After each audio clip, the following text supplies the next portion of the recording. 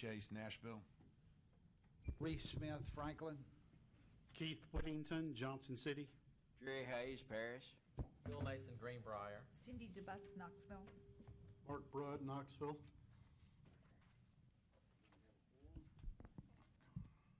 Okay, first we'll adopt the agenda. Do I have a motion? Motion.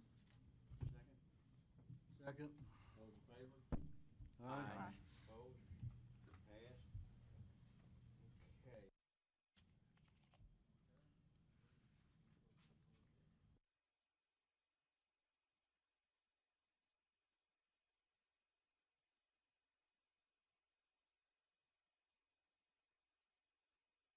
All righty, we're going to move around the agenda just a little bit. I believe we have some people here today requesting a board opinion, and we certainly wouldn't want to keep them waiting. Oh, who do we hear from first?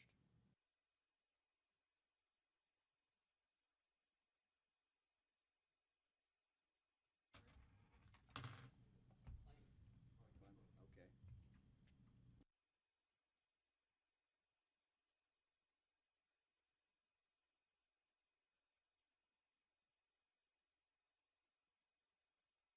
My name is Greg Cashin. I represent Bell Construction. I'm here to respond to Cornerstone, and apparently they're not here. We just assumed the guy in the suit was an attorney. I'm really sorry. He wasn't being very nice. Yeah, he wasn't jumping up here. So, What's your name, sir, who just spoke? Greg. Oh, Keith Pyle, President of Bell Construction. to present our side of it, I'd be glad to. Want me to do a summary? Yeah, summary would help. Okay.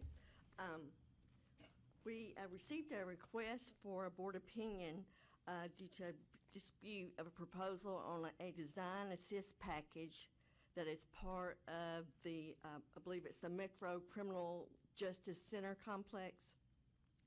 And the concern is whether or not the subcontractor CML Security LLC was required to be licensed in order to submit a proposal, or if they violated the license law and should have been prohibited from being awarded a contract. The summary is that the subcontractor included in the quote for low voltage component to not only furnish but to also install depicted to be a properly licensed electrical subcontractor. They also received a quote from the same properly licensed electrical subcontractor to install. Only the security electric designer equipment was going to be furnished by others.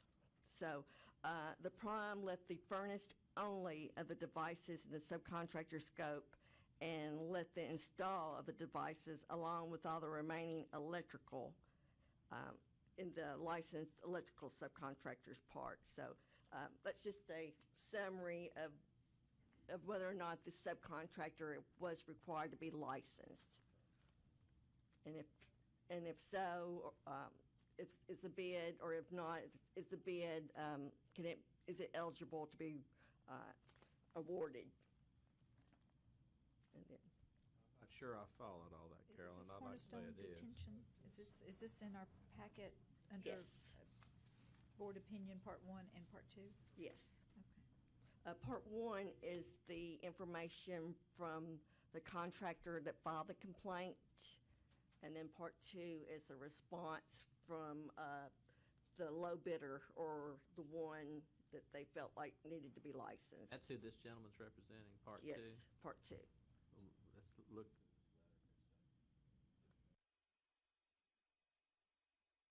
Proceed, Carolyn? I want to give them a few minutes. They're going to read through it. Sure. Thank you.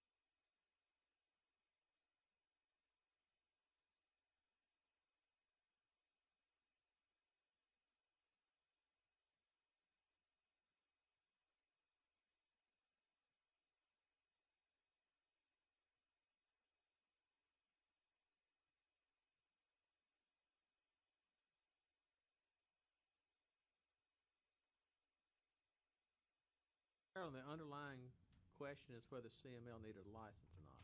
Yes, That's basically what we decided. yes. And if they did, then their bid would be invalid, and if they didn't, then it's okay. Is that a fair summary? So, Right. That's the way I read it.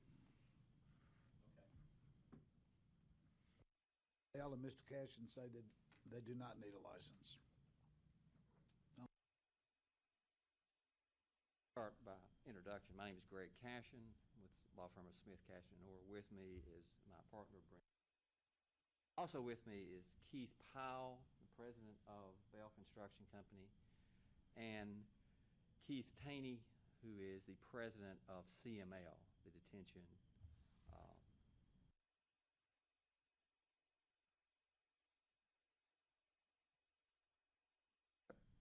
Basically 4 points. The first point is this is not a bid job.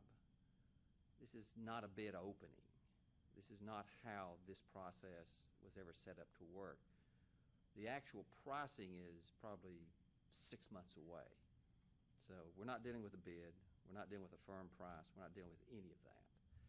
This is an alternative project delivery system and a request for proposal.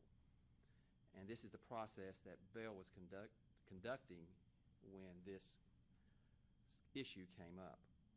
First, Bell was selected by Metro to be the general contractor on the Metro Criminal Justice Center complex. The value is not determined yet, somewhere between, say, $120 and $130 million to be built. Very close. So Bell was selected a year ago, and what they do is once they're selected as the design builder is to go out and start contracting to get the different components. And the way they do this is they make their own request for proposals. They get proposals in, and then they evaluate those proposals for what the different builders. And they send out all these different packages. The package that we're focused on is Division 28, Security Electronics. And on Division 28,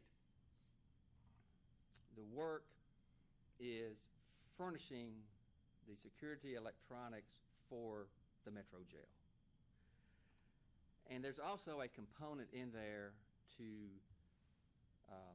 not only supply, but to furnish it, but to install it. Now, what happened in this case, which is fairly common, is one contractor, and in this, for the licensing statute, he would be a subcontractor, because when you start talking about the licensing statute, you know, electronic security or detention contractors do not have to have a license.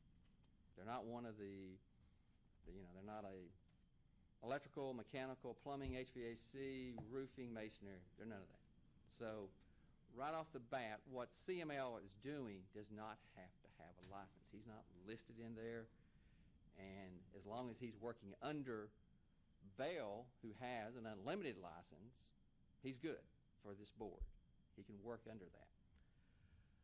And what he did, he provided a furnish and install price. And I think Carolyn had asked for his proposal. And if I did this again, I would number the pages, so I apologize. You're looking at things that aren't numbered, but I will tell you that part of his proposal, and this is just talking about his qualifications. The first stage of the request for proposals is to tell me your qualifications, your work history, your people, and all of that. So what we're doing, we're not getting a firm price in this. Later there's a budget price, but it's a budget only. But he tells Bell that in his proposal it says on the security electronics side, we have teamed with Northern Electric to do the installation. The installation is going to be by Northern Electronic. CML never intended to do the installation. That's not what they do. They are supplying basically the security, the hardware, the stuff that's going to go into the jail to make it work on the security aspect of it. That's what they're doing, and they're telling Bell Northern is who they're looking to supply the installation of their product. So they're furnishing a product, and they're telling, if I have to have one, Northern is who you're going to look to. At the same time, Bell puts out a proposal for the electrical. In the electrical proposal, Northern submits their price, and they're a fully licensed electrical contractor. They have all the qualifications you would need. And on Division 28, they say all devices, equipments are furnished by others. Northern is not going to furnish any of this stuff. They're telling you, by others. And they don't really know who it is. But they said, and installed by Northern Electric, unless otherwise noted. So they put out a proposal saying, not only will we install the electrical portion of the work, the hardwire, the power, and all that, but we will also work the Division 28, the security electronics of this. So Northern is saying, we've got both of them covered. And so when Bell reads both of this, it's obvious Northern is the one, because CML is telling Bell they're using Northern. Northern's saying, I'll use CML or somebody else. He's not limiting himself to one furniture. He's saying, I'll install it. So as a result of the way this is presented, CML is only presenting a furnishing, not the installation. And so Bell reviews the proposals. They got a bunch of them. They review them, and they select, as the best qualified proposer for Division 28 electronic security, they select CML. They select Northern Electrical as their electrical contractor that's going to do both the electrical portion as well as the low voltage. And this is an important point I'll make later, but what we're talking about is low voltage wiring. We're not talking about electrical contractors. We'll talk about how that plays out here in a minute. But they're going to do both, and the other contractors that submit this have similar arrangements. So it's not like a firm bid you're giving someone to where you have to list all of this. They're giving their proposals of how they're going to do the work. So the way Bell selected it was they had the proposal for furnishing by CML, and they can perfectly qualified to do that. And they're going to do Northern is going to do the low voltage for Division 28, as well as all of the regular electrical work, power work in the project. Now, when we start figuring out what they are saying, they being Cornerstone, they're saying, well, we're a second bidder. I don't think they're second. At this point, there hadn't been a price. There's been budgets. You kind of know where it is. Everything's being evaluated on a rating system.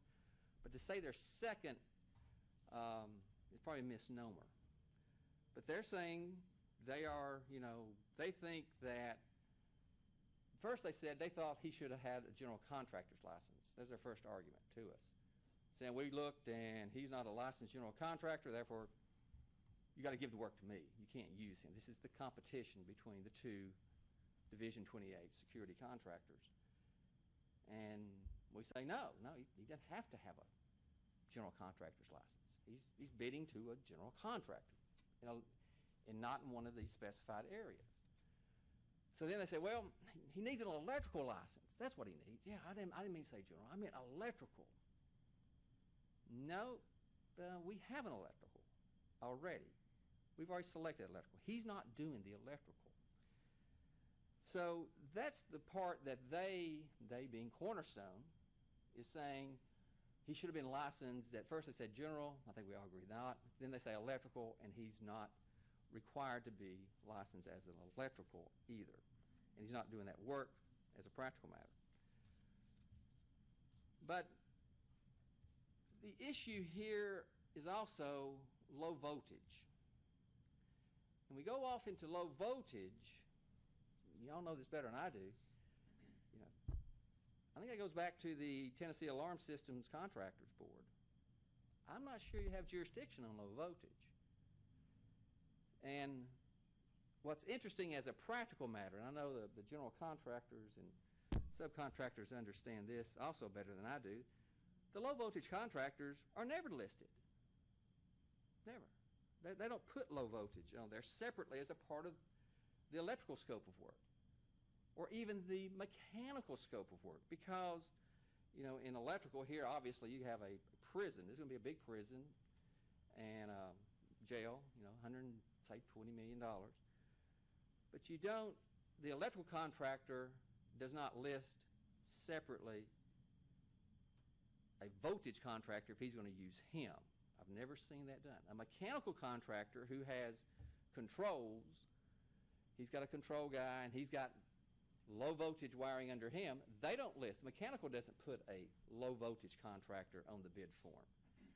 So I would submit that there, even in Cornerstone's tangential argument of, well, you know, he said he was using Northern and that should be somehow a violation of the statute. Now, I would submit that this would be to a different board on the low voltage. And if it needs to go over there, I mean, we'll go over there. But for your purposes, I would say it's not the listing of the electrical contractor does not automatically include all the low voltage work. So we've drifted into that realm. And my last point is the RFP process is really a budgeting exercise. This is a work in progress. They're just getting started. They'll like to get started pretty soon. At this time, what was at stake was a pre-construction service subcontract. That's what's going to be awarded to CML. And what they're due for the scope of that will be to assist in the design. They need their expertise to help the architect and engineer design the facility, to consult with construction issues, to do what we call value engineering to see if they can get it something less expensive but do the same purpose, and do estimating. And for that subcontract amount, it'll be $65,000.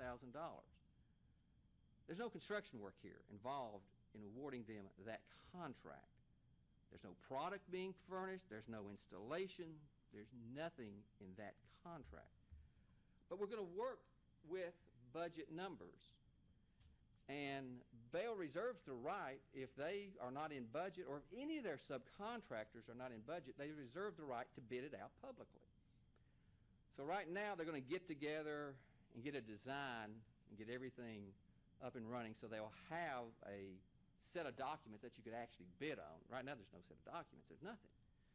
So they're going to get a set of documents. And if, in this case, CML is over the budget and Bell wants to and think they can get it cheaper, they're going to put this package out to bid. So we're a long way. We're probably 6 months out from when this thing would ever be on the street to bid.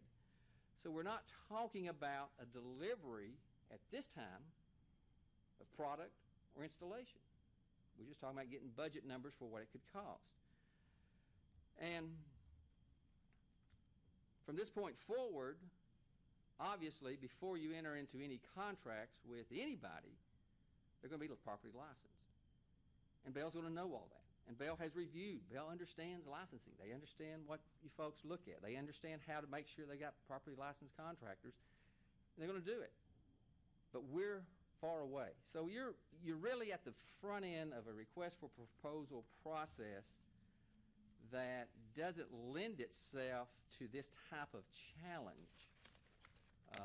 And even if it was a challenge, I think it's too early, and I think the other jurisdictional part of being low voltage puts it kind of in a separate category all by itself. So what we're asking the opinion to be is that the manner in which CML bid this job, I don't use that word, they didn't bid it, the manner in which they responded to the request for proposal was appropriate because they never represented they were going to install the electrical. They represented the Bell Northern was going to install. That's in their proposal. They've already got Northern on board, and that's what you want. And the final analysis, your job is to protect the public, to protect the owners, and everything's set up in this proposal stage. You're talking about a national, I mean, they're a national detention security contractor out of Denver providing a product for the Metro Jail, and you're talking about unlimited license electrical contractor to install their product as well as the rest of the electrical. So there's no violation of anything within the scope of this board from our perspective. With that, I would like if you would have any questions, because I'm the attorney. I've got Keith Powell with me, and I got Keith Taney, who could answer any specific question you have, and Keith has lived this, as you can imagine, over the last year, if you have any specific questions about what I'm telling you about the process. I don't know if it helps, but most of these contractors that do this work, their license classification is S-detention equipment installation. So, and I did a little research to see how many contractors were out there, but that's the type of classification they have. It's a specialty, so that might help. I guess I've had it misrepresented to me, but from what you're saying is this is purely a request for proposal. It's not a bidding process. An RFP is substantively different, or sponsoring an RFP is substantively different than a bid. Has to be, will the job eventually be put out on the street to bid? I'll let Keith answer that. Yes. Question, sir? Will the job eventually be put out on the street to be bid? Some parts of it, yes. So if I can back up for just a second, and I know Mark and I know Randy are both probably familiar with this alternative delivery process, and maybe others in the board as well, is what we have done to this point for 4 different trade packages. One would be electrical, one would be detention and electronic security, one would be mechanical and plumbing, and actually on this job, that's all those. So all of those were bid under this RFP process. You could respond to any or multiple pieces of this RFP. The same RFP that went to CML and to Cornerstone, quite honestly, went to Randy Chase at National Machine and 2 or 3 electrical contractors, both locally and nationally as well, and people responded. It is our intent, going through the evaluation process, we selected Northern Electric to do the electrical work and the install of the security electronics.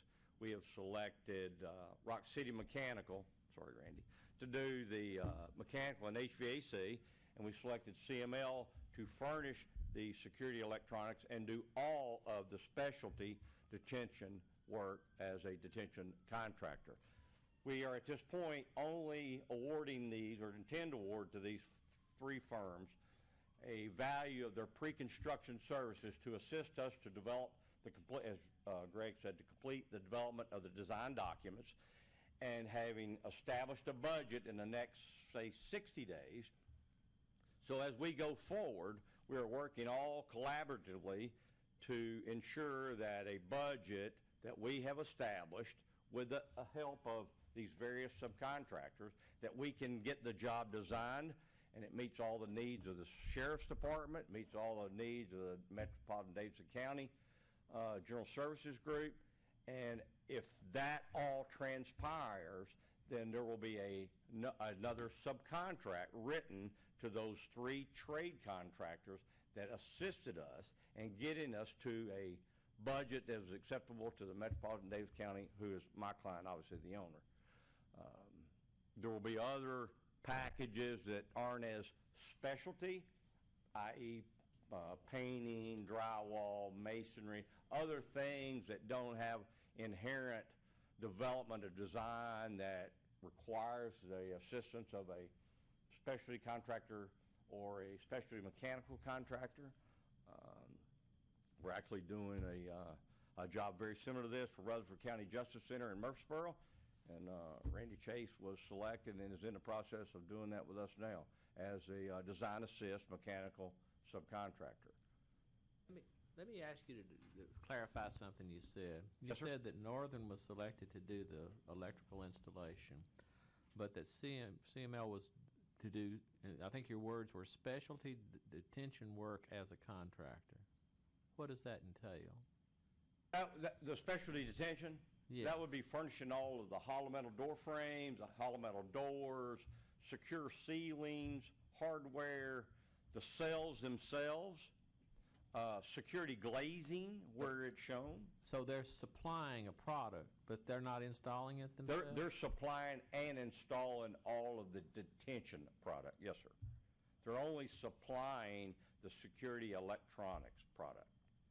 Okay, so that was an important point, I think. So they're only providing a product for the installation on electrical work. They're not actually doing any electrical work. Absolutely none.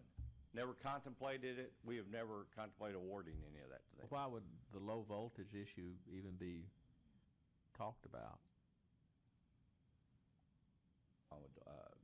Why was that brought up by your attorney? Well, I think first, as part of Cornerstone's argument was that they were required to be a licensed electrical contractor to perform Division 28 work. Okay, I see what you're saying. Well, the statute, as I read it, was talking about whether examinations were required about low voltage work or not. And I'm not sure whether or not. I don't think it's relevant anyway. So what you're saying is that as far as electrical work is concerned, I want to get this confirmed in my mind. You're only providing a product, like a lumber yard providing the wood.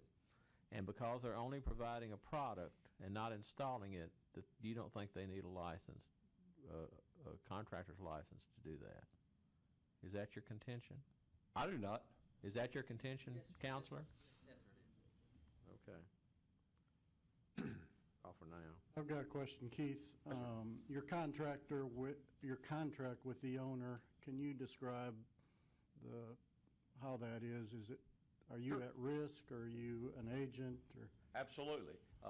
Actually, the process we just described with the mechanical, electrical, and this gentleman here is exactly how we responded to Metropolitan Davis County RFP to the general contracting world. So it was a RFP to perform design build services for Metropolitan Davis County. We responded in a two-step process. Step one was a qualification-based, similar to what we just discussed, on the general contractor, and then they graded that, and then they issued a phase 2 component of their RFP, which was a cost component that included where you quoted a fee, a pre-construction fee, and a set of general conditions for an established period of time that the client, obviously they dictated what that was to make sure all the general contractors were quoting apples to apples. All the subcontractors will have a direct contract with you and Yes, sir. not the owner. No, I'm at risk. Okay. That's correct. I failed to recognize that question. Ask about from what you've told me earlier, this paragraph from the letter, and I'll just read it. Nevertheless, as set forth in your November 2016 letter, Bell takes the position that CML was not required to hold any Tennessee license when it proposed to bid and/or bid on the project in September 2016. We disagree. Despite that position, it is telling that CML sought and obtained a license on October 31st, a day after which Bell awarded it the contract. Why would CML submit a license application if no license was required for the work? And why would Bell wait to contract with CML until it received a license? We review this as entirely inconsistent with Bell's stated licensor position. Did CML ask for a license because of the work that it was going to do on the cell doors and that you just described to me? No, sir, and he can speak in addition, but I would like to address that is we are probably the 6th largest correctional contractor in the southeast United States. The detention electronic security subcontracting community has regressed tremendously over the last 5 years. The subcontractor that was doing about 80% of our work over the last 12 years went out of business. He took that piece of his business off the market. So there was little to no competition east of the Mississippi from subcontractors that performed detention and electronic security work. I reached out when that firm got out of business 6-8 months ago. I reached out through a design firm and was looking for more than just one or two people to have a competitive proposal to present to Metropolitan Davidson County. And we reached out and located CML, who's out of Erie, Colorado. And through their references and through some work that they've done with people that we've worked with in our past 25 years in the detention business, we extended the RFP to CML, as we did to Poly Jail in Indianapolis, as we did to Stanley, wherever Stanley's from. That's not answering my question. Pardon me? Is it coincidental then that you asked for a license at this particular time? No, I don't think it's coincidental at all. Matter of fact, we're working with, if you, in their RFP response that you have a copy of, you'll see that they are applying for about 7 contractors licenses east of Colorado. So that, again, I don't want to speak for you, but they're coming this way. There's no competition over here. He does have to have a license before I think he has to have a license before he starts to work. He has a contractor's license as of October 31st, quite honest. Mark, so responding to an RFP doesn't require a license? Not for detention equipment, right? Nor does performing it if you're working for a general contractor. But responding for an RFP about putting in the cell doors and stuff that he just mentioned would require a license, wouldn't it? I think the security electronic portion is questionable. As they say, whenever we've taken bids for security electronics on a jail, and we issue a subcontract to them, there's very little competition, so there's very few of them around, and they don't need a permit. Nobody's governing them. So in the past, security electronic people have not had a license. It was a specialty? Yes, if a bid is a prime, they would need a license. But also, I did notice that there's a lot of detention centers, companies that have an alarm license. I don't know if they're gonna do any of the alarm systems, and I don't know if that's part of this contract. They do have to have that alarm license, and the alarm law is if you have a contractor's license with our board, you don't need the alarm license. So it sort of reciprocates.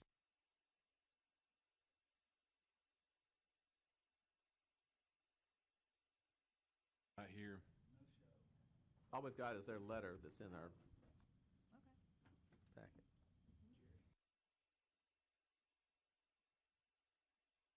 I don't really see any problem with it. I'm like Mark. I think it's just a process that the general contractor has to go through to make sure they've got everything synced up. They're buying the pieces and parts, and they've got someone to put it in.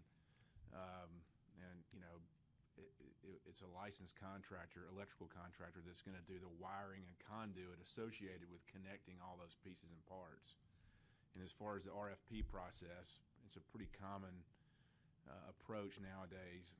Instead of waiting till the job is 100% designed and then putting it out for bid and being way over budget, what Keith and his guys try to do is get the key contractors on board early to assist the design team to kind of drive the design toward the budget. So you're doing kind of your value engineering as you go along instead of waiting until a year from now.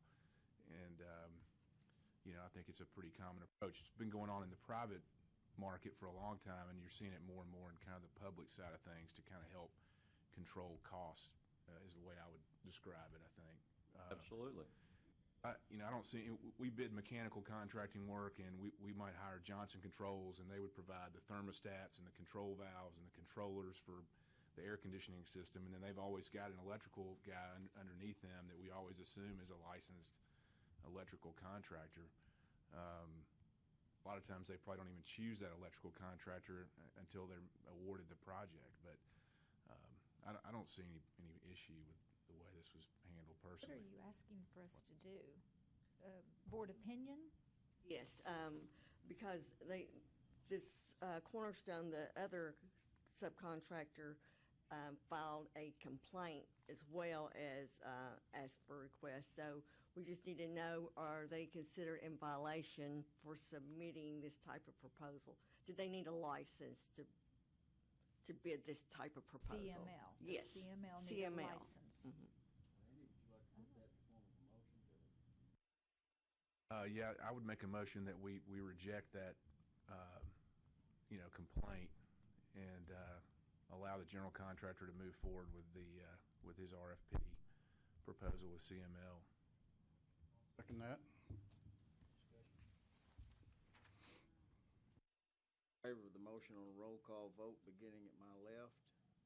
Randy Chase, yes. Reese Smith, yes. Keith Whittington, yes. Jerry Hayes, yes. Bill Mason, yes. Cindy DeBusk, yes. Mark Brudd, yes.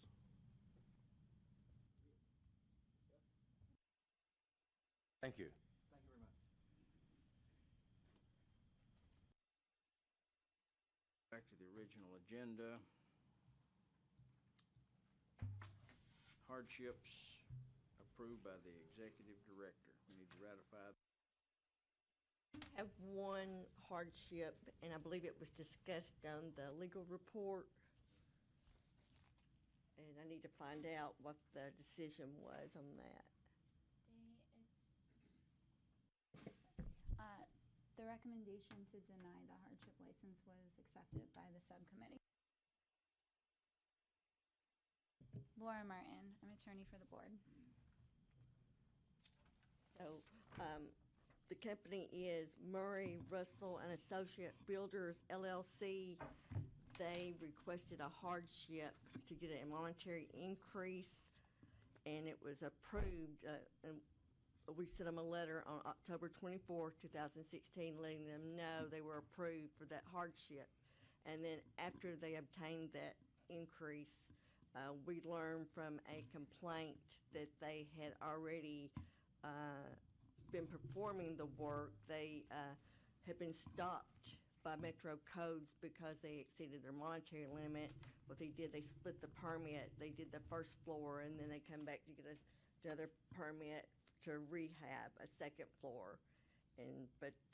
So that's what we're asking, that all the hardships be approved except for Murray. So moved.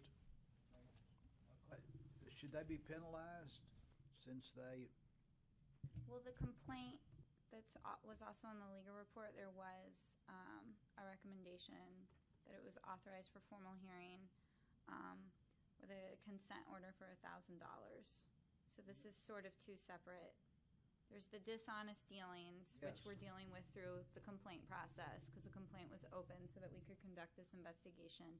But then also, since this is the meeting where their hardship license would have to be ratified, we're recommending that you not ratify that hardship license. they'll have to come in for an interview if they choose. Yes, Got it. okay.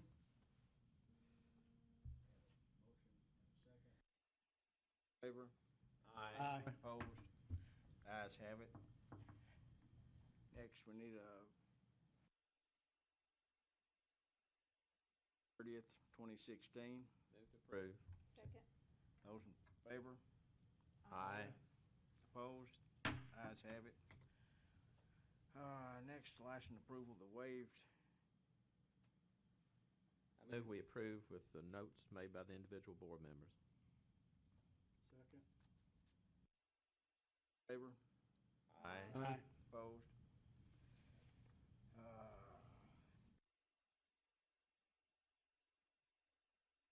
Got three of them. First one is Teddy Jones. He was applying for a ad class without taking an exam, and I'm recommending that he take the exam and that we just hold his application.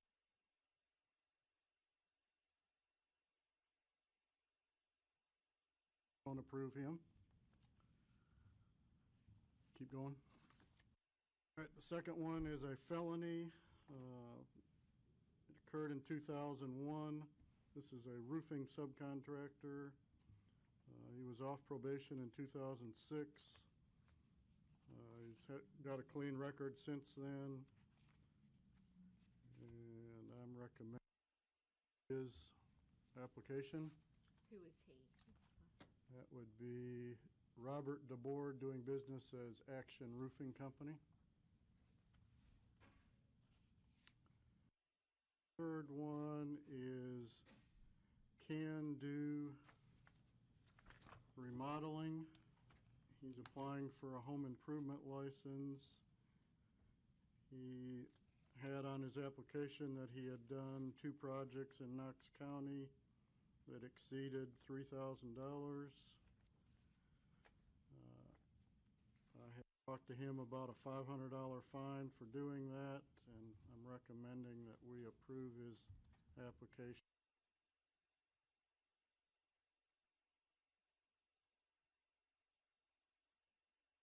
Motion? Let's just do them all at once. We're gonna do them all at once? Yeah. Okay. I've got several myself.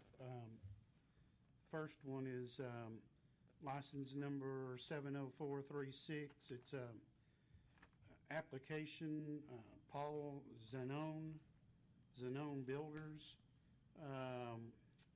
applying for a BCA. The application, it was apparent they had been flipping houses and done it, as he said, for several years. Listed 4 that he'd done on the application. I'm recommending a $5,000 civil penalty. And once that's paid, we can then issue the license. They qualify otherwise, and he's in the audience. If you wanted to say anything, come up to the microphone, please. State your name. I'm Paul Zanone of Zanone Builders. I want y'all to make sure everybody understands all projects I own, that I only work for myself. I've never gone out and done any work for others in remodeling business. So most of these are all investments that I either flip or keep as rentals. So I'm trying to get as much leniency as possible. I'd like to. You sell the product at some point, maybe? Maybe. With Mr. Whittington this morning. That's what contracting is. I mean, I build it myself, I own it, then I sell it. Can't sell it. I didn't hear you. I mean, you're asking for leniency, but that's what home building is. I build it, I own it, then I sell it. Okay. Yes, sir. That's that case. Any How many of these did you do? See that far? Bunch. Bunch. So you're in the contracting business. Investing in real estate. Yes, sir. Building and selling. You're in the contracting Yes, business. sir. Yes. Okay, thank you.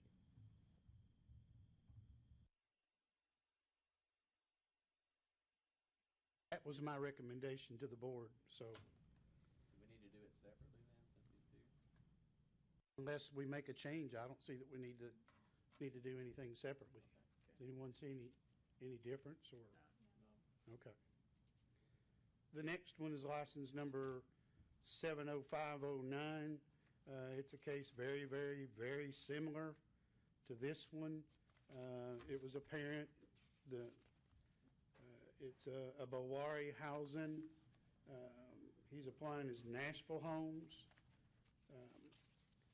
Doing the same thing, had several properties listed, never lived in any of them, intended to live in one, constructed them, flipped them, and I'm proposing the same $5,000 penalty, but issue the license once the civil penalty is paid.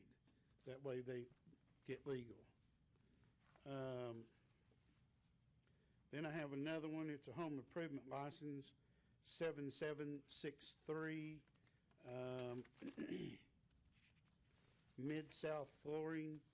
This was previously licensed contractor. He'd allowed his license to expire. Admitted that he knew he'd tried to renew it online last fall sometime. Didn't renew it, continued working, and it is a home improvement license, so I'm recommending that we do since he listed 3 different unlicensed jobs, $250 per job as a penalty. And then we can issue the license once that's paid and his bond's expired and he has to submit a renewal bond. The last one I have is license number 70366. It's Peterson Properties. He had a felony. Everything's above board. The man's cleared probation. He's doing good, and I recommend him for approval of a BCA small commercial. I have 3, Mr. Chairman. They're all home improvements. Number 8436, Marlar's Home Improvement, 8443, Pro Shingle, and 8435, CF Mastercraft. They all had pretty minor projects, but over the limit in different counties, and where they needed a license. And I recommended on all 3 of them approve the license with the $250 civil penalty. Got a couple here. I've got a homeowner's application 8286 from Thomas Krantz, Right on Time Remodeling. Mr. Krantz had a felony back in the 90s related to marijuana possession. He served a short period of time in jail and 3 years probation, and he's been in good standing since then. He's just looking for a home improvement license, and I would recommend that we grant him that request. In shape at this point. And then had an LLP gentleman named Danny Thomas, who also had a felony related to marijuana. He's off probation, in good standing, got his diploma, has a high school diploma, and is now taking some college courses to become a plumber.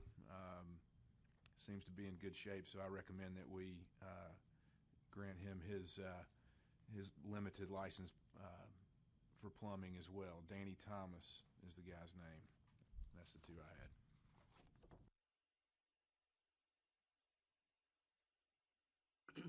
Move we approve the recommendations on all of the interviews. Second. Those in favor? Aye. Opposed? Ayes have it. Let's see, revisions.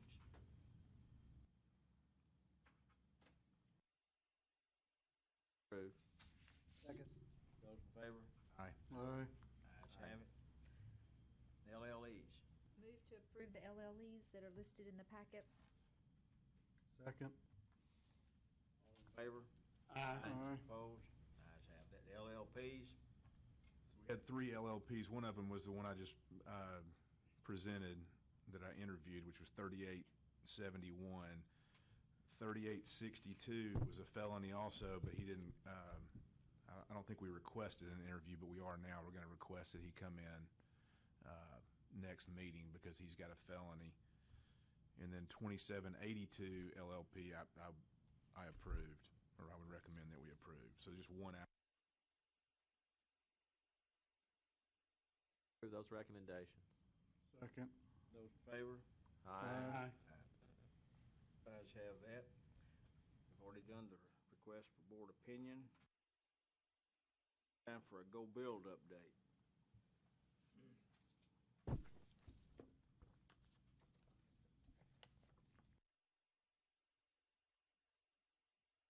Morning, Kent Starwalt with the Tennessee Road Builders Association. I'm glad all my colleagues from Go Build are here with me. All your friends. And I'm not sure what kind of update you want, other than, things are going well. We have been working, actually sent out a bunch of materials about Go Build and what's going on to counselors at schools to make a push with them. So when they talk to kids about career opportunities, they can do that. We also, we were not up on TV or radio prior to the election just because of the cost of doing that, but we are going back up on those those sites. We've obviously continued to do social media, whether it be on Facebook, Instagram, or Twitter. And so if you have such an account and you would like those, that'd be great. So things are going well, progressing well. We're pleased with where we are. And with that, I'd take any questions if I might be able to answer them. Yes, sir. Have speakers that could go to career days at high schools? Yes, sir. Okay, because I was asked about that at our high school, but it was about the day before they were going to have the career day, so I didn't contact you, but you do. We can provide somebody, yes. Whether, yeah, there should be enough people we can get that covered somehow, some way.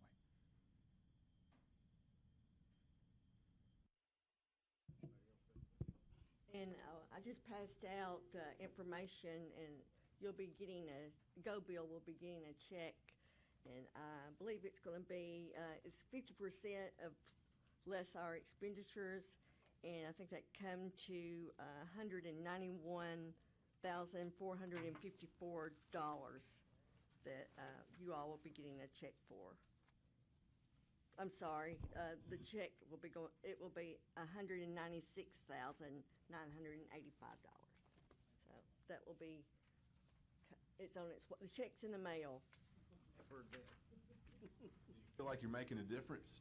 We do. You know, we're still early in this, but yeah, we do. And our metric, you know, I think we've talked about this, and I think that as we developed the rule, the metric is how many kids are going into the training, and I think that ultimately, once we know that, then the next step will be that you all could start asking people who you hire, how did you hear about the industry? And I think that'll be an important second step as we find out how much of an inroads we're making, how much people are hearing the message. I know that, you know, I don't know how long it took, but down in Alabama, it got to the point where the recognition by young people of who and what Go Build was quite high, especially the people coming in the industry. So we're very pleased with how things are going at this point. I had a quick update on the rules. They have been approved by the department, and this morning they were sent over to the Attorney General's office. So is moving along quicker than usual. I've sent Go Build all of the rules so that they are aware of what's been approved by the board. Appreciate the cooperation and working with the department on that issue. Thank you very much.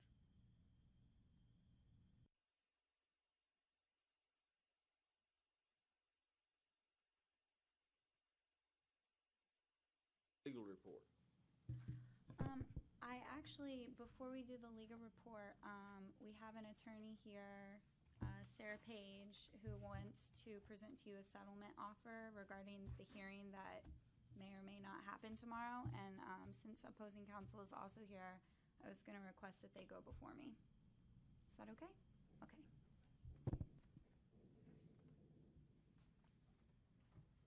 Good afternoon, members of the board. My name is Sarah Page, and I'm a litigator with the department. I appreciate you allowing me time to come before you today. As Laura said, we do have a hearing set for tomorrow on complaint 2015-0229061. However, prior to that hearing, the respondent has made a settlement offer that, with discussing it with Carolyn as well as Laura, as well as chief counsel in our office, we felt was definitely meritorious to bring to this board for consideration. Before I do that, I wanted to give you a review of the case so that you know the facts before you start to weigh out what you'd like for discipline. Also with me is Tom Walsh, who's the opposing counsel in this case, representing the respondent, and I'm sure Mr. Walsh can answer any questions you may have for him. This case was originally authorized for revocation of the respondent's license in this matter. The issue in this case came to us through a complaint from the county building inspector in the county where construction of a new home took place. The new home was not approved for a certificate of occupancy due to what the building inspector described as critical defects in the foundation of the new construction. The homeowner also filed a complaint with this board based on the same. What ended up happening is after this home was constructed, the homeowner noted cracking in the front patio as well as in the front facade in the brick mortar, as well as some warping of the front windows in the home. And as a result of noticing that, started to talk to respondent about the possibility of foundation issues. The respondent did make some efforts to repair that. He repaired the front facade, replacing bricks, replacing the mortar, filling in the cracks, and then ultimately drilled into the foundation in order to pour concrete and to install rebar to help support that wall. After that occurred, it seemed to be, at least from the homeowner's perspective, the condition continued to deteriorate. At that point, the homeowner hired an engineer to review the foundation, and the respondent also hired an engineer to review the foundation. As often is the case, we got conflicting reports. The respondent's engineer indicated that the foundation wall was stable and was built to code, but the engineer for the respondent indicated that the house plans for this particular home called for a precast engineered foundation, but that had been modified to be a block foundation. And in this case, that was insufficient to support the home, as well as the backfill that was poured for the front slab patio.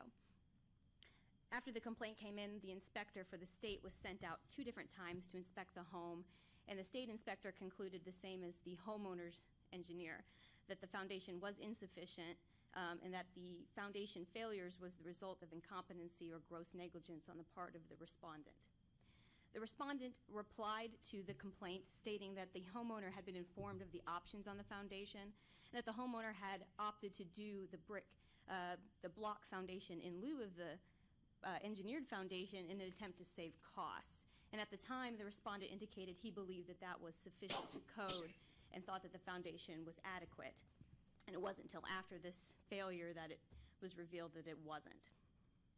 As time has gone on, a civil case has been filed in this matter, and a certificate of occupancy has not been issued for the home due to really what's been a hold because of the civil case pending as well as the complaint before this board. In dealing with Wilson County codes, I've learned that the respondent has held a contracting license for a total of 16 years, and this would be his very first complaint with this board, which is one of the major reasons why I thought something in lieu of a revocation may be appropriate in this case. The respondent has also made some mitigating efforts in repairing the front of the house. So prior to the hearing, a settlement offer was made in lieu of a revocation, with opposing counsel indicating a major consideration is the ability for the respondent to continue to work in order to settle out a civil case or to help reimburse the homeowner in this matter. In lieu of revocation, the respondent has offered to pay a $2,500 civil penalty, which would be in line with what we could show for different days of failures to address the homeowner's concerns in the construction of this home. And they have also agreed to pay all inspection costs as well as hearing costs that may have occurred during the pendency of this claim. And the respondent has also agreed to have his license monetary limit reduced, currently for a 3-month period. Currently, the respondent holds a $1.5 million monetary limit on his BC license, and he has a multitude of other classifications. And he has agreed, through working with Carolyn, to reduce that to $25,000, which would effectively eliminate his ability to do new home construction for a 3-month period, but would not prohibit him from continuing to do some level of work in an effort to offset the cost of a civil case and to make this homeowner whole.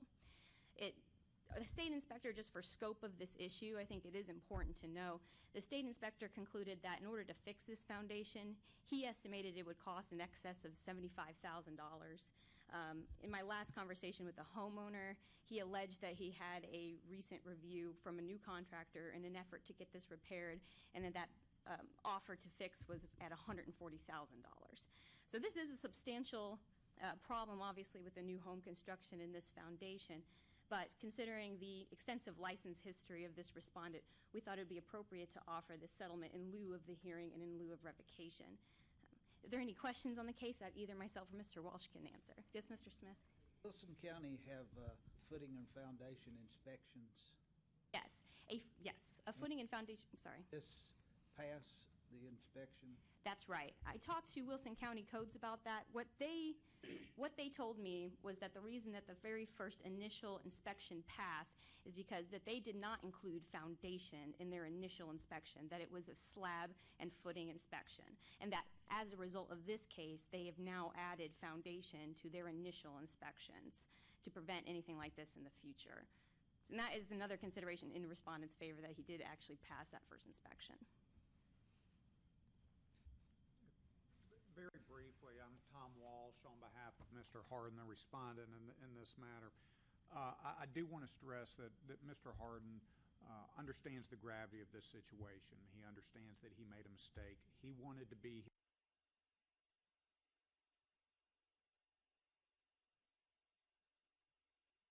a fall last week, and he's having to move the family member into assisted living today. I do have his phone number if the board has any questions. If the board wants him here, drop it and come over here. The man's been licensed for 16 years. This is his gravity of the situation. He understands he made a mistake. Through working with Ms. Page and the state, I respectfully submit that we crafted a settlement agreement that is reasonable in scope, and that again, respectfully request that you adopt the agreed settlement agreement, the agreed final order that's been signed off by my client, Mr. Harden, as well as Ms. Page and I believe Ms. Lazenby. And thank you. If the board, I'll do what I can to answer them. Mr. Chairman, I move that we accept the settlement. Second. Let me ask this: Is there a civil case going on between these two parties?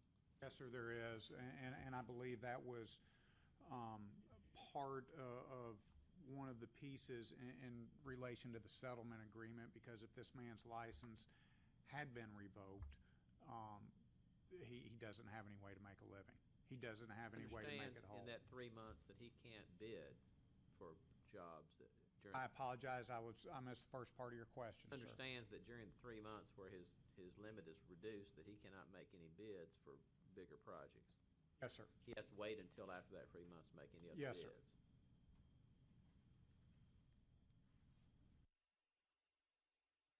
Second, any more discussion? What's the status of the civil suit? Is it scheduled to be finalized at any point in time? Or? Yes, sir. We're actually, and another attorney in my firm is handling the civil aspect of that case. There have been settlements back and forth between counsel and opposing counsel. I believe, as Ms. Page set forth earlier, there was a $140,000 fixed estimate by a engineer that was retained by the complainant in this matter. As such, no trial has been set. There have been discovery back and forth to a certain extent, but I believe we're probably looking at mediation. Hopefully, if we get it, we're looking at mediation sometime in the spring of 2017. Trial would probably be sometime summer 2017.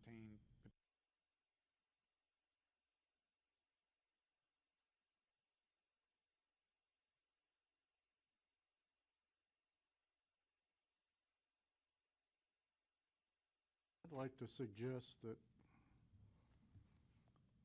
3 months may not be long enough to reduce his license. Like to me that after 3 months he's going to go back to building houses, and how do we know he's going to build them properly? Interesting enough, he's been a builder for 16 years. He didn't know better? Well, house. I believe the crux of the problem was that as a cost-saving measure, the complainant said, hey, I want this. And unfortunately, responded, said okay.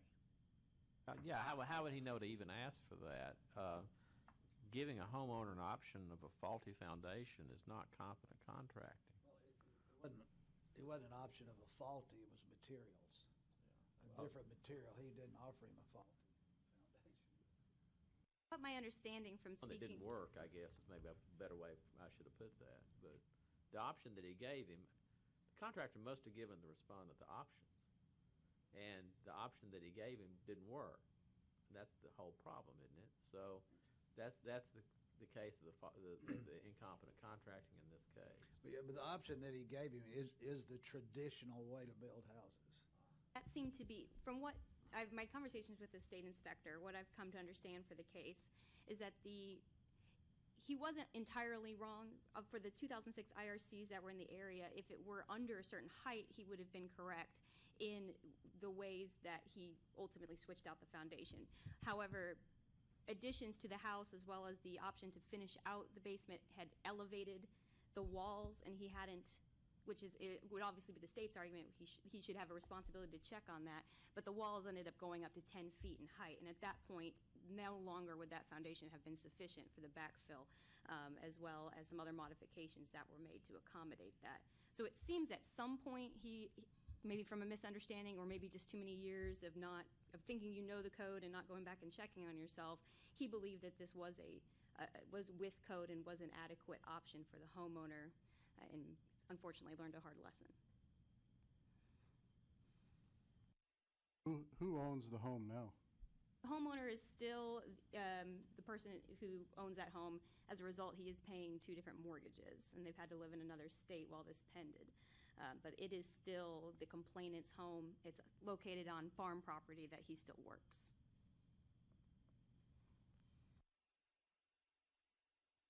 Counselor, you're trying to, from what you said about the civil case, you're basically trying to settle this. Y'all are just kind of trying to figure out how much. Is that a fair? Or, from my standpoint, this, and I'm not in any way belittling the civil case, this is my client's livelihood. And when faced with a revocation of his license, this is first and foremost on my mind. Because coming before this board and trying to craft some kind of agreement that's acceptable to the state, that it's acceptable to my client, and that clearly needs to be acceptable to the board, was first and foremost in my mind, based on the fact that if my client loses his license, he has lost his livelihood. Again, he understands the gravity of the situation. He knows he made a mistake. And based on that, and based on my conversations with him, Mr. Harden, we have to figure this out, because this is what you do for a living. This is what you've done for a living for 16 years, complaint-free. We need to take care of this. And hopefully that answered your question, sir. I would add, members, that one of the considerations in bringing this settlement to you is the fact that there is going to be a signed agreed order, and Mr. Walsh and Mr. Harden have left in substantial facts and conclusions of law. That order, obviously that can be fought out in the civil case, but that order can be used in the civil case against Mr. Harden. So by accepting the settlement before the board, he's made a hard choice in the fact that he's signed a legal document that can be used against him in his civil case. So while we don't necessarily at this juncture have the ability to force or to require him to pay some sort of settlement to the homeowner, our order in itself does leverage something on behalf of the complainant in his civil case. What's the contractor's current license limit? It's currently set at $1.5 million. Okay. How do we know that this isn't going to put him out of business and he continues to work at $1.5 million with no net worth?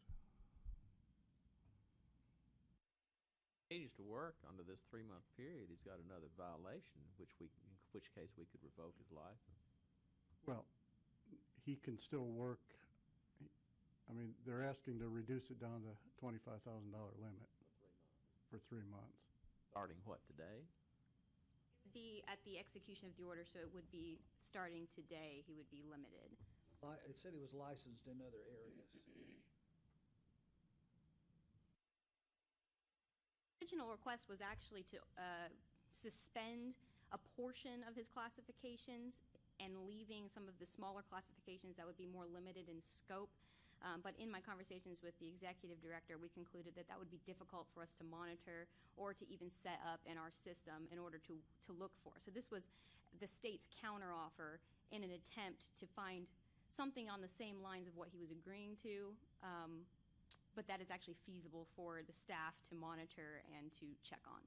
He's got a BCA? Yes, and as well as a couple of other classifications. Well, what are the others? I didn't bring it with me. I do remember him having electrical. He had a CE classification. So with the monetary limit of $25,000, with his license still active for that, he can still pull permits with Metro and do electrical work for smaller jobs. That was actually the original offer he made, was just to retain his CE classification, which has a $25,000 limit. You have other large homes or other homes under construction right now? Nothing awaiting closing.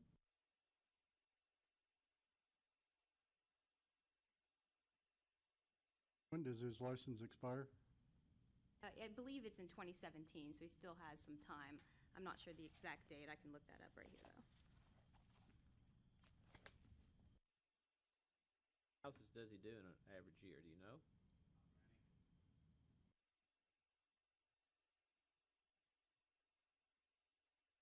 Mike,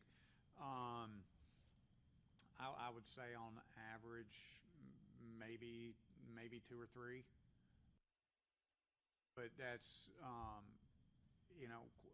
quite frankly, I don't know. That's a guess. I know it's not a lot.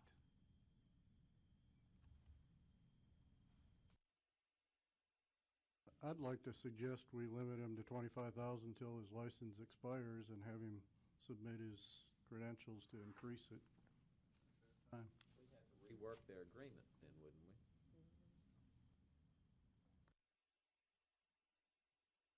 It's possible if you have an alternative, council and I could go in the hall and discuss it, perhaps contact the respondent, and then we could come back after you've moved on to more agenda items. What month in 17? I'm not sure. I'll have to look at that up. I apologize. Well, if we're talking about 3 months starting today, that will take us through February of 2017 anyway. Even if he put out a bid for a new house in February, I don't know how long.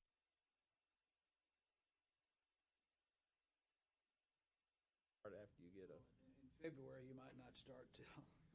So April. It'd be up in 2017 before he started building another house anyway, wouldn't it? Precisely. And on top of that, just to be frank with this board, I am not sure of that date. So I would definitely want to check that before I confirmed or denied that it was even in 2017. I tend to be okay with the 3 months just because we haven't heard anything from him in the past. I mean, if it was like a repeat deal.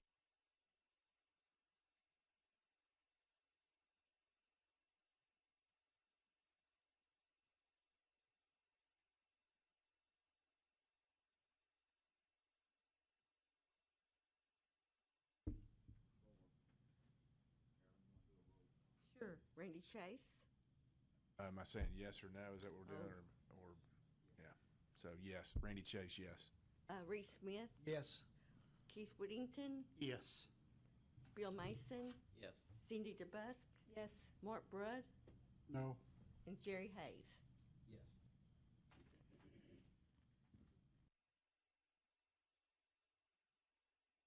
The yeses have it. Thank you, members of the board. We appreciate your time. Thank you. Now, legal report. So that means tomorrow there will be only one hearing. I had mentioned to some of you that the second hearing scheduled for tomorrow may have been settled. That is incorrect. That is still going to go forward tomorrow. But this was the second hearing scheduled for tomorrow, so now there will only be one tomorrow morning, and then that will be it. Let me make a point again that I made to you ahead of time, that 2 scheduled is probably not enough on a hearing day, because this is what happens. They get settled, and we're not making enough progress on formal hearings. I In will my opinion. relay that. Okay, the legal report.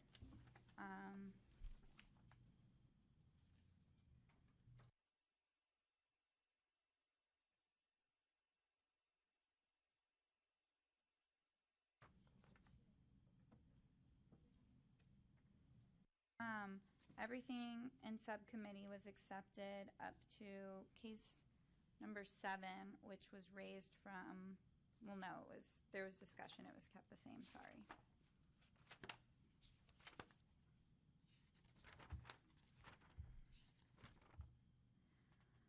Case number 21, the recommendation was accepted against the third respondent, but the consent order is to assess $2,000 instead of $1,000.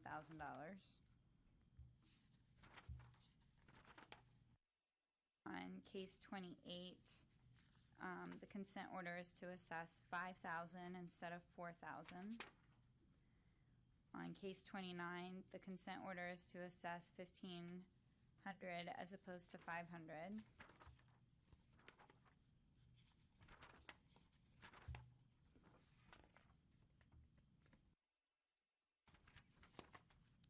On cases 43, 44, and 45, I had recommended $1,000, and there was a question about how much the contract was for. The complainant had said that it was over $25,000, but since it was a contract between the respondent and a prime contractor, we weren't able to determine the exact amount. I'm going to recommend that we stick with $1,000.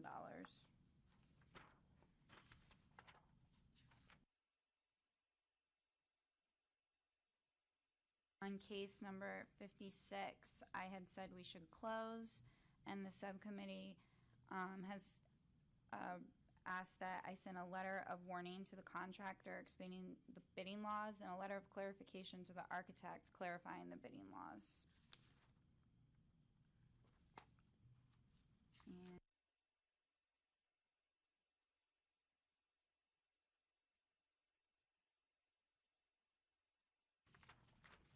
there were no other edits. All other recommendations were accepted in subcommittee. Are there any questions? One could make a motion to adopt the legal report with the edits by subcommittees. Approval. Second. Aye. Opposed? Ayes have it. Yeah. Formal hearing status. Where are we on formal hearings?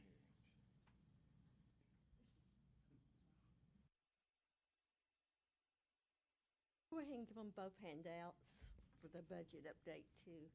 I tried to type up something to give y'all an idea on the formal hearings.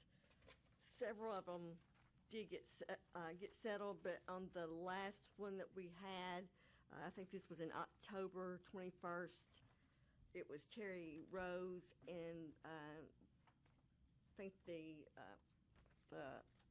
ALJ, he just come up with a penalty. I think the final penalty was $6,000. Remember, it was $6,000 on it. So, and I think y'all's penalty was $2,000.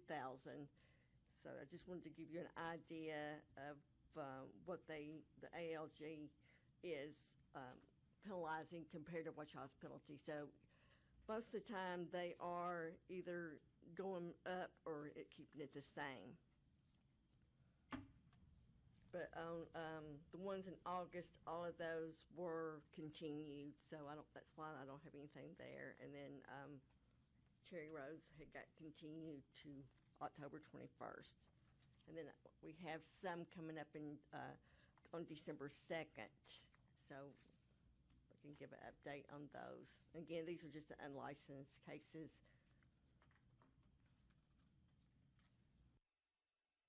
Like any of these unlicensed fees? Sometimes. Sometimes do. Sometimes we do. It is definitely more likely to collect a fee from a licensed person than an unlicensed person. But especially if the unlicensed person is hoping to get a license, we collect the fee. I think with these, it does go to a collection agency, so it goes on their credit report, And so it might be eventually they'll pay it, but we probably won't see anything real quick.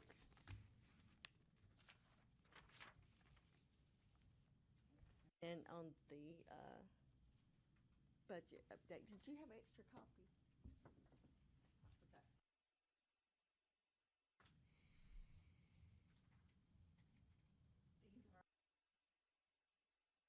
And the ones up until October, and they are doing it in a different way, a different showing how much we brought in 2016 and 2015 to give y'all an idea of what we're bringing in and how it coincides with each year.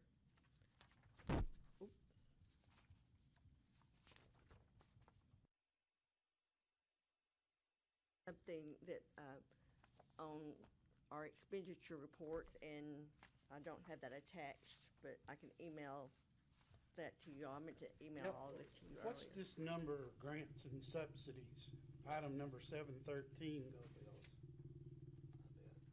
What page?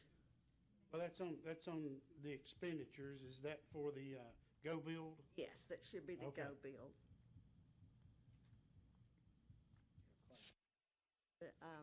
In our expenditures right now, they're no longer charging us for employees that don't work in our office. So we don't have any expenses from investigator positions or people that work in the customer service office. We have been paying for several positions, so right now we're only paying for the positions in our office. So that changed come July 1st.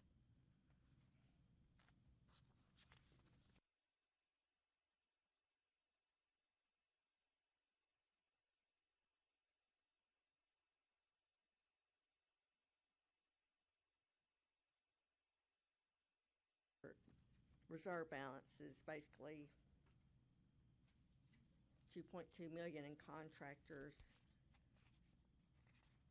and then LLE, their balance information is on page 6, and they have $1.6 million in reserve.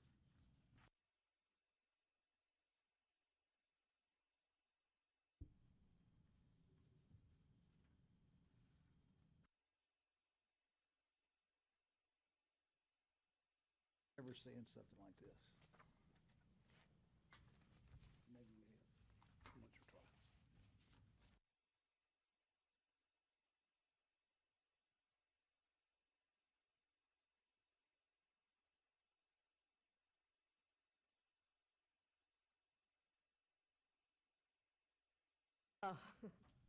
I think we're going to go, do we go ahead and adjourn the meeting and go into executive session? Is that what we want to do? And I don't guess there's any reason to come back to the meeting, so we could just adjourn. Okay. I have one question. Okay. Just before we end. At the last meeting, we had a issue about 2 subcontractors being listed on a bid envelope because they were doing different scopes of work. Like, You had asked me to review the statute and the rules to determine some clarity, and I did do that. I struggle with that a little bit because I do find the statute to be ambiguous, and so I think that I did come up with a plan. My plan is that in the 2018 session, I think that we should submit a legislative proposal and give the legislature a chance to make 62.6.119 less ambiguous. And I went with the less restrictive route, and I think that our recommendation should be to delete the section that says they can only have one contractor in each classification listed, which would leave the requirement that anybody doing more than $25,000 of work would be listed properly on the bid. If that happens, then the board would then need to initiate rulemaking changes because we actually have a rule that also says the same thing. And to me, it seemed that the concern of the board was that somebody could submit a bid with a subcontractor on it, and then once awarded the bid, they could then award it to a different subcontractor. And I think we could change our rule to address that issue without requiring that only one subcontractor be listed. The reason that I think this is because the statute does say that you can only list one subcontractor in each classification, but the statute doesn't actually say that you could only hire one subcontractor in each classification. It doesn't say that. So what we have here is the idea that we don't have a prohibition against having, say, 2 electrical subcontractors both doing $25,000 of work. We just have the prohibition of listing the 2 of them on the bid. And I think that is I think we should give the legislature the chance to decide what exactly it is that this is supposed to achieve. If that's the route that the board wants to take, then I would recommend that in the meantime, we don't hear any big contests regarding specifically the issue of subcontractors listed on private bids.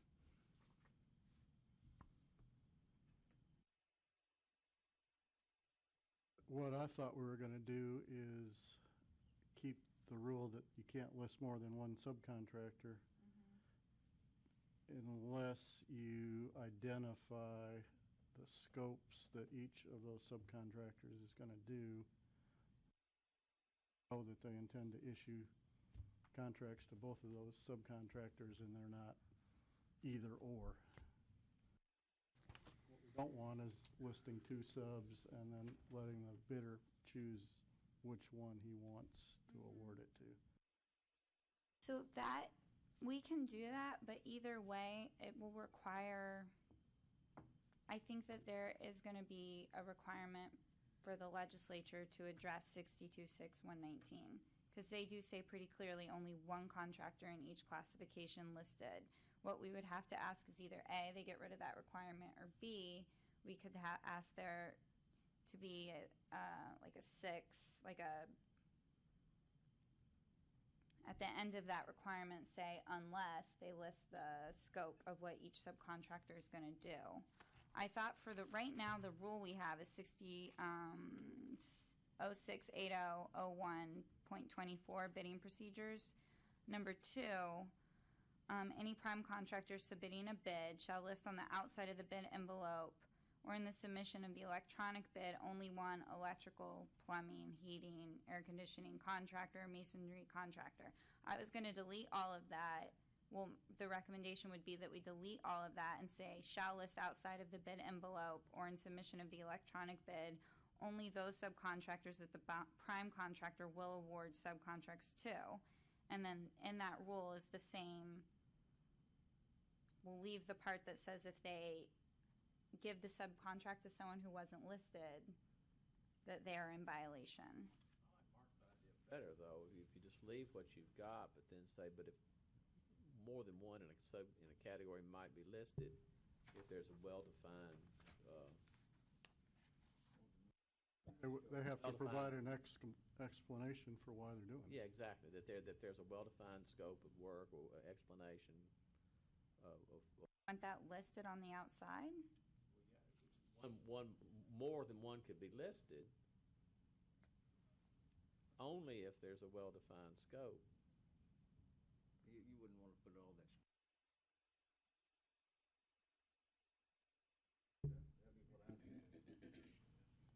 Electrical contractor A is going to do building A, and electrical contractor B is going to do.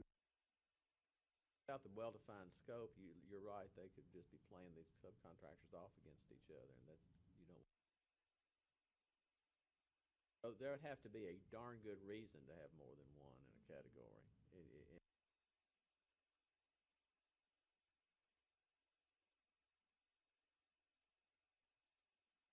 No, we wouldn't.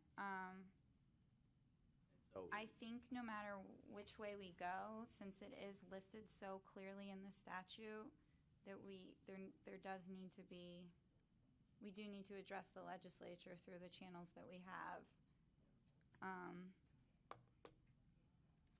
It's been my experience that when it's less restrictive, it's more likely to pass. But that doesn't mean that we shouldn't go with what we think is the best Legislature would probably proposal. like the idea that more subcontractors could get work. They So, would. But, I think we, Well, it puts the general contractor in a conundrum that he wants to award these two different scopes of work to do two different subcontractors, but he violates the law if he does that, essentially. give him an out on that, but he has to well define what he's doing. And so that's, the only way this would work is, I think if you just take away all that whole provision, like you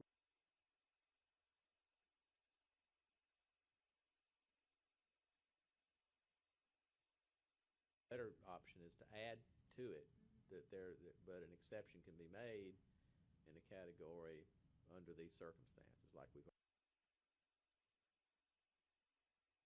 I will work on that proposal. We have some time. We kind of just missed being able to submit anything for the 2017. But we can work on getting this in for 2018. And then whether or not we should wait on the rule to complement it, or if we should start that ahead of time, is something I'll have to discuss with my supervisors. That's it. That's what I had come up with. Thank you. Is there anything else? We also had some slight changes to the go build language, and that's been implemented in. What you had approved, so the board approved the rules based on whatever you would approve on the few sections that you and I emailed back and forth on. That has been approved. It's been approved by everyone in the department, and it is on its way, probably right now, to the AG's office. Okay. So we're at that step. So it's good. Ed, that will conclude our